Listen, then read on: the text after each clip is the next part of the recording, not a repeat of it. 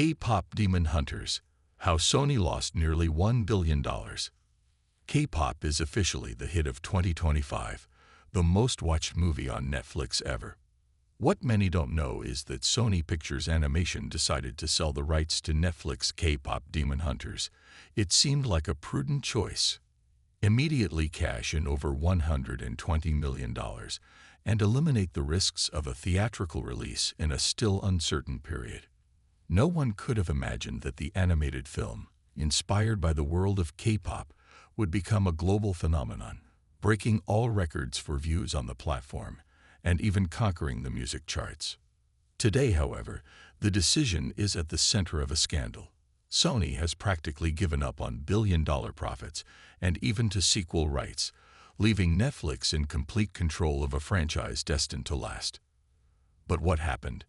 In 2021, in full post-pandemic uncertainty for cinema, Sony Pictures Animation chose not to distribute in theaters K-pop Demon Hunters.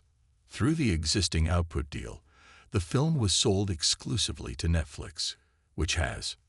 The budget was entirely covered, estimated at around $100 million.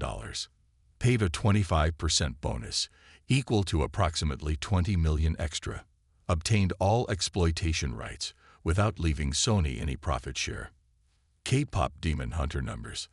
Upon its release in June 2025, the film exploded in popularity on Netflix, becoming the most viewed title in the history of the platform with over 236 million views. The success didn't stop there. The soundtrack climbed the world charts, and in August, a special sing-along release in U.S. theaters has registered about $16.19 million in just one weekend. Why is there talk of a Sony scandal?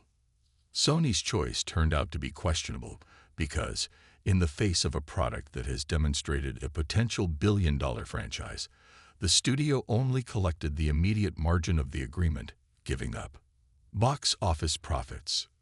Revenue from streaming success fees, merchandising, and spin-offs. Rights to any sequels. Who will own the rights to the sequels?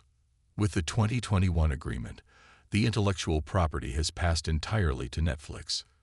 This means that any sequel, series, or spin-off can only be developed and exploited by Netflix. Sony, at most, could come back into the game as executive producer in charge, but not as the IP owner.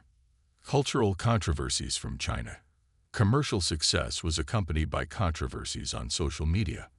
On one side, Chinese netizens, they accused the film of cultural appropriation, claiming that the costumes and sets were closer to Chinese tradition than to Korean one.